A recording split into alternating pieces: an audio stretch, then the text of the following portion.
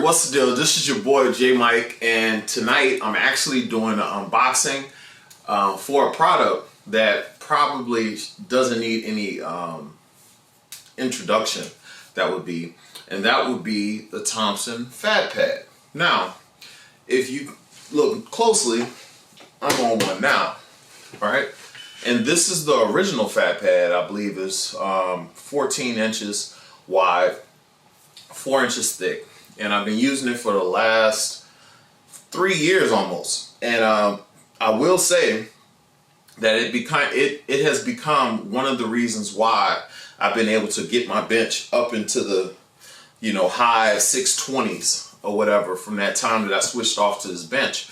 And I believe at the time, before I got this bench, I believe the most I ever benched was 550 maybe, or 570, might have been 570. And once I got the bench, what I noticed was I was able to lift heavier more often, and I had support and I was comfortable. All those things make for a good lift. And what I found is that, I used to get asked a lot, hey, how do you transition from the fat pad to a competition pad? And to be honest with you, I never thought that it had a big effect on me. I thought that, it was just whatever. I'd go from this to a competition pad with no problems and never really noticed the difference. But what started happening is that the more and more people mentioned it or brought it up, it kind of made me start thinking about it a little bit. So what I did was, right before a competition, I started removing the pad off and putting a normal competition pad on. And what I've noticed is every time I've done that, I've had a terrible session right before meet. And it's happened this past year at IPF Worlds, where I switched to a competition pad right before, instead of just going from the fat pad onto the competition, where I hadn't had any issues. And I've benched over 600 pounds now in 4 meets, or 4 times in competition. And what I've noticed is that I'm having a harder time now getting adjusted to the fat pad. And my workouts have been weird. Finding my groove, finding where I want to set up at has not been ideal. And the thing that I've noticed is, or the thing that most people will tell you is, lifting on one of these is that it's almost like lifting on a mattress. So it's like, to give you a better example, it's like doing a floor press, but being able to make the bar touch your chest and the floor having a pad on it. And what happens is that when you bring the bar down to your chest, the pad being wider kind of supports the back of your arm, and it actually helps you a little bit bringing the bar up. And I think the bigger you are, the less effect you're going to have. So a person, I think, that's much narrower will have a greater effect, or a harder time transitioning to an actual competition pad.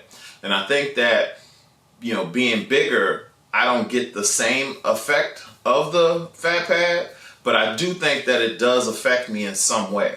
And one of the things that I've been, thinking about is switching back to a regular training pad. But what I found is that the weights that I'm lifting at this current moment are so great that my body can't handle lifting on a competition pad for with those type of weights. I'm talking about, it affects the 420 pound reps for 10, whereas on the fat pad, that's a breeze or whatnot. So what I decided to do is order the competition fat pad. And at first I thought I wouldn't do it. It'll be a waste of money, but I think that it has a place, and that place is in my garage. So I went ahead and purchased the competition fat pad, which is 12.5 inches wide and 4 inches tall. And what I hope to do with this is simply figure out if it's the width of the bench that's bothering me, or is it that I just need that comfort? And if I just need that comfort, that means that it shouldn't affect me none, or I shouldn't have a big drop off when I go to bench. So it actually came in right after I did my bench session today, and today is Monday, November 12th. So I believe the next time I'll be benching will be on Thursday. So hopefully I can give you a little more feedback on what I think about this particular bench. And also, the last few times that I've tried to bench outside of my home, I've had a terrible time. I went and did a session with Johnny Candido that over like 50,000-60,000 people saw by now, and I missed a 585 bench. And then the next morning I came right in here at 7 that morning the next day and hit a 600-pound bench. So that made me start thinking that maybe it was something with, training on the fat pad. Then about a month and a half ago, one of my clients, and he sponsors me with Noble Vice, the guys who make my beautiful rack here, we went and worked out at the same location, and I missed 573.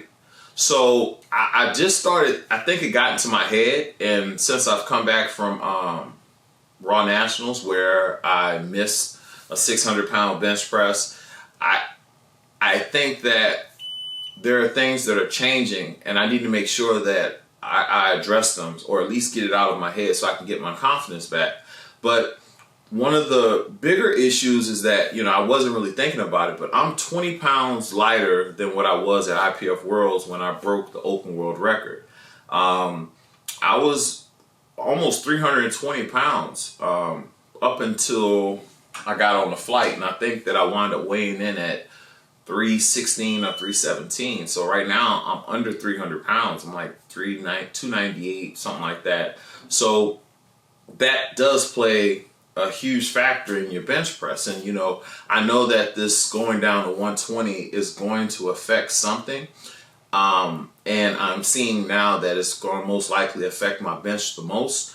But I believe that even if it does affect my bench, I still can break the open world record at 120. I think I could shatter it actually and put up a, something, maybe under 6 or maybe 585 or something like that at 120. So that's what I'm doing right now. So I wanted to show you guys what I've actually done. So I went ahead and made the purchase of the Competiton fat pad, and we're gonna go ahead and see what this does. So you'll be seeing this in the videos, and I'll let you know how it's going. If you guys should probably do the same, but I think that the fat pad was also a big reason for me getting to a 600-pound bench press. But at the same time, it may be the reason why I'm not adjusting well now, with me getting smaller and everything. So I'm just doing my due diligence to make sure that I take every opportunity to make sure that I keep my game tight. But this is one athletic freak, Mr. Athletic over everything. Holla at your boy. You'll be seeing this in action a little bit later. All right, peace.